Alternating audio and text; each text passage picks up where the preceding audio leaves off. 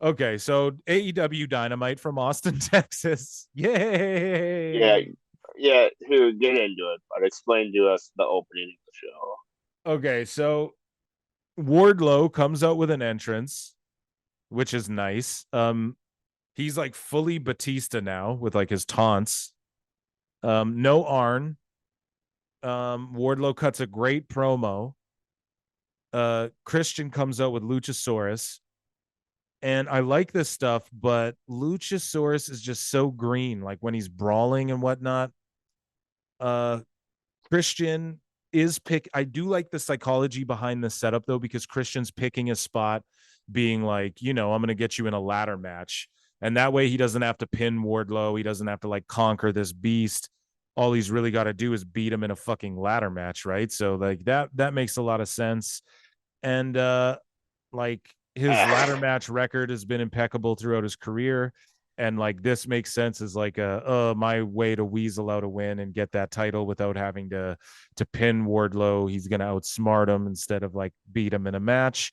But Luchasaurus, as I said, he's just too green brawling. Like he was just really bad at brawling. And That was I don't know. awful, They put bro. Dude, Wardlow over strong, and like I did like this little segment.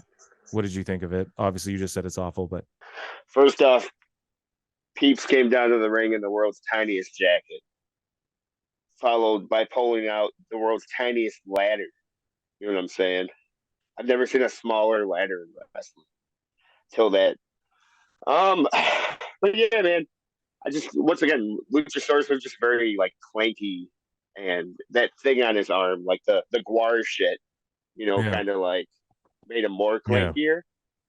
And really, man, I just couldn't imagine going to this guy over Billy Gunn for wrestling advice. But whatever. What did you think of like Wardlow basically just becoming Batista?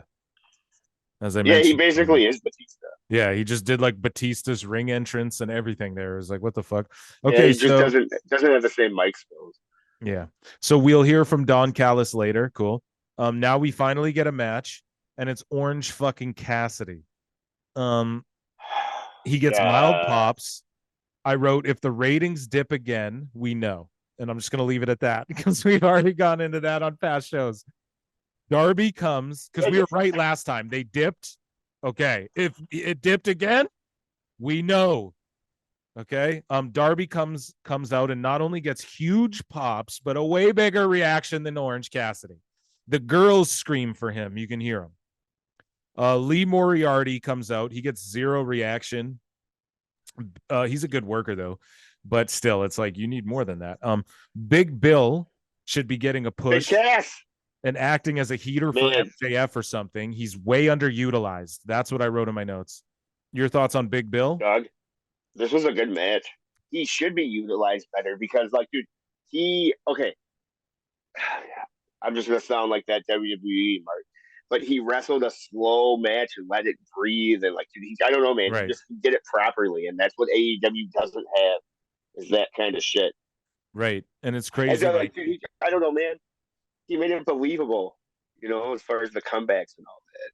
right. And it's crazy that Big Cass is like a guy that could be teaching some of these kids some stuff, a thing or two now, Well, I don't care. I know, but anyways, so this is what let me just I'll go through my notes and then you just give me your thoughts, like because I got a little things on some spots here, or whatever. So I think yeah, Big Bill should be a heater for fucking MJF or something. I wrote, especially when Luchasaurus doesn't know how to brawl.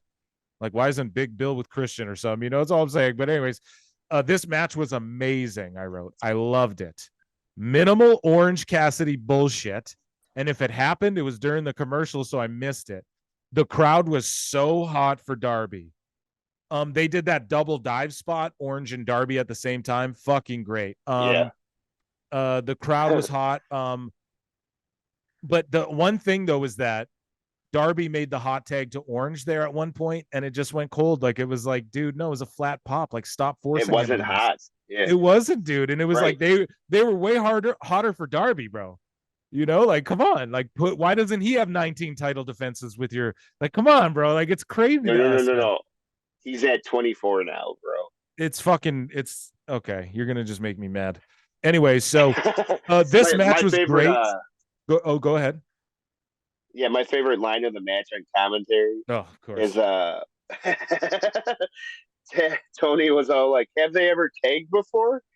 And Excalibur named the event in the house show they tagged Yeah, one together. obscure It's fucking just house like, show. God It's like, dude. damn it, Excalibur, So King of the Neckbeards.